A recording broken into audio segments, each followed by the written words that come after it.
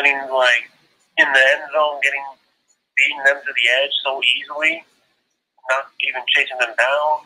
Shaun was, like, jogging, letting Devontae Smith one-on-one burn him. This is ridiculous. I don't think we had a chance. I mean, they only had an excellent game plan, but the effort from I've seen from the defense was just frustrating for me. Yeah, I don't know about tough Borland. I didn't necessarily see anything there. I saw a number of times in which, I thought the run defense was really strong for Ohio State. It could have been better. They missed some tackles, or didn't really miss tackles. They got dragged around a little bit. But they held Najee Harris. When the game was still in doubt, they were holding Najee Harris to 4 yards a carry. Now, Shaun Wade, I don't, they could pay me to backpedal for 10 or 12 yards, let somebody catch a 15-yard out and just kind of run up and tap them out of bounds. That seems to be what he majors in. And I know that it's a product of the scheme that they're running, but I thought Herbstreit highlighted it very well one time when, you're playing for the national championship. You need to be busting your tail and you need to be laser focused.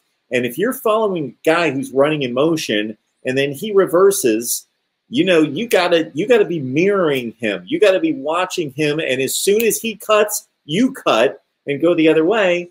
And he allowed, it wasn't Devontae Smith, it was Bolden, I think it was.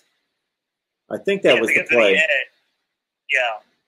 To catch the pass, and sure enough, he meets Bolden right at the pylon. And I'm thinking, if you would have hustled and run your fastest, and if you would have mirrored him when he changed directions, you would have tackled him about the 3-yard line. Would that have made a difference in the game? No, but I got to think that if he took that approach on that play, and there were a few other ones that I saw that I thought, if this is what we're getting out of Shaun Wade, the Ohio State football team, then that's not good, because this guy's going to be playing on Sundays, and he's just not showing up tonight. Lack of leadership. And tough Borland has been disappointing for 3 years. There's better linebackers behind him. Like, Justin Hilliard has been sitting there for 6 years. He was a 5-star prospect coming into them. I was hoping I would see him have an excellent year. But he just didn't have the chance for much play time. Justin Hilliard made some big hits in this game. Oh, hell, I saw that attack from the back where he blew up Najee Harris. That was excellent play by him. And even a couple plays that he missed, at least his athleticism got him into the backfield where he at least disrupted the, he made the back change directions or do something. Maybe he whiffed on it or he took a slightly bad angle, but his athleticism, he beat a block or he found a gap and shot it with his talent. Yeah. I just don't understand the adjustments on carry cones. To let them light us up in the air. We can stop them on the east, but we need to just contain the air attack. And what the most irritating play I saw was Borland on Devontae Smith. Well, yeah, that's a joke. That's a joke. That's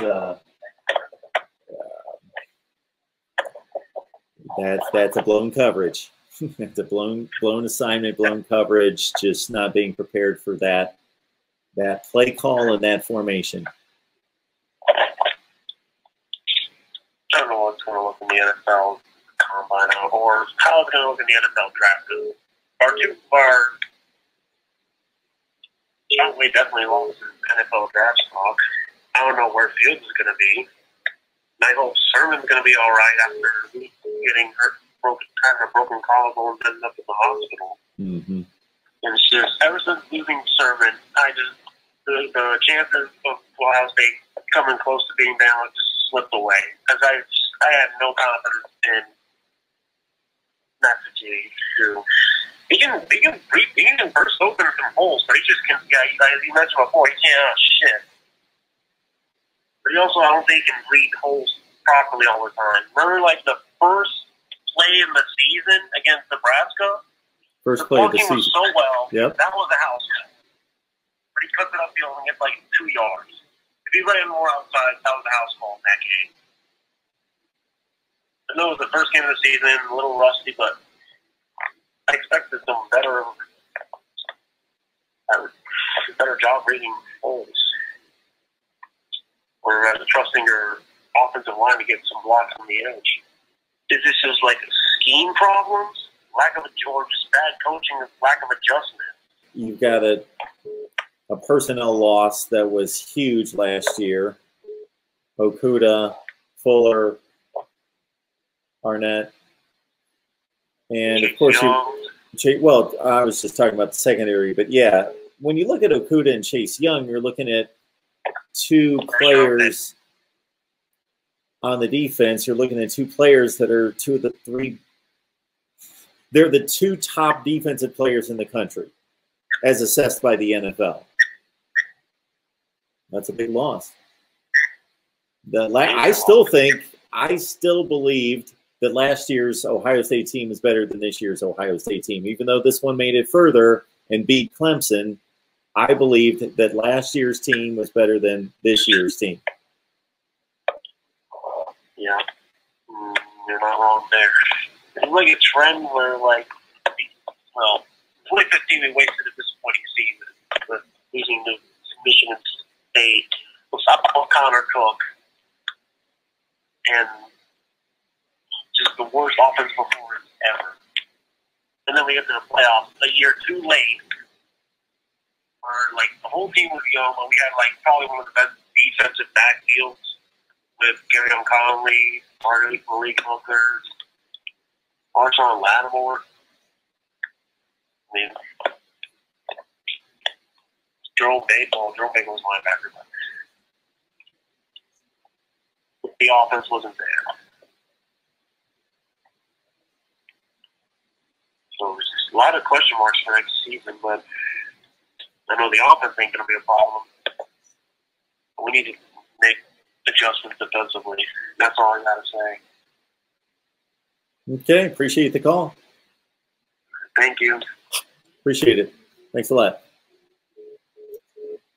So people make too many score comparisons that don't understand the context of the game. So we got Oprah Joe right there, and I'll take this call, but I need to respond to this because, again, this is why we're here, to put things in context. So to say that Notre Dame in 2012 played a closer game against Alabama is completely incorrect.